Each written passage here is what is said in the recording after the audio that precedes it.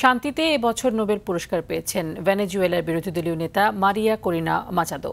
গণতন্ত্র ও মানবাধিকারের জন্য দীর্ঘদিনের সংগ্রামের স্বীকৃতি হিসেবে তাঁকে এ বছরের নোবেল শান্তি পুরস্কারে ভূষিত করা হয়।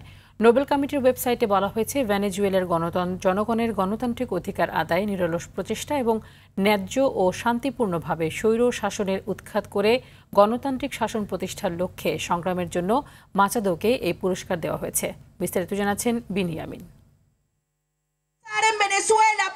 ভেনেজুয়েলার বিরোধী দল ভেন্টে ভেনেজুয়েলার নেতৃত্বে রয়েছেন মারিয়া করিনা মাচাদো। 2017 সালে তিনি প্রতিষ্ঠা করেন সেই ভেনেজুয়েলা জোট, যা দেশের রাজনৈতিক বিভাজন অতিক্রম করে সব গণতন্ত্রপন্থী শক্তিকে একত্রিত করে। ভেনেজুয়েলার সাধারণ মানুষকে সবসময় তাদের অধিকার আদায়ে উদ্বুদ্ধ করেছেন মারিয়া। পাশাপাশি 2 দশক ধরে ক্ষমতাসীনদের শত বাধা পেরিয়ে দেশটিকে একনায়কতন্ত্রের বেড়াজাল থেকে বের করে আনার আন্দোলনও চালিয়ে গেছেন তিনি।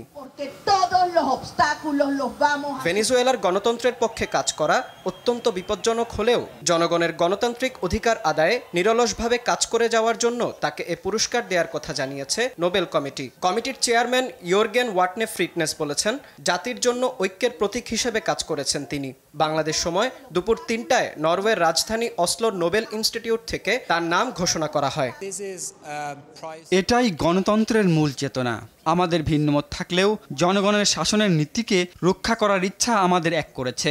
যখন গণতন্ত্র হুমকির মুখে, তখন আমাদের এই যৌথ ভিত্তিকে রক্ষা করা আগের যে কোনো সময়ের চেয়ে বেশি গুরুত্বপূর্ণ।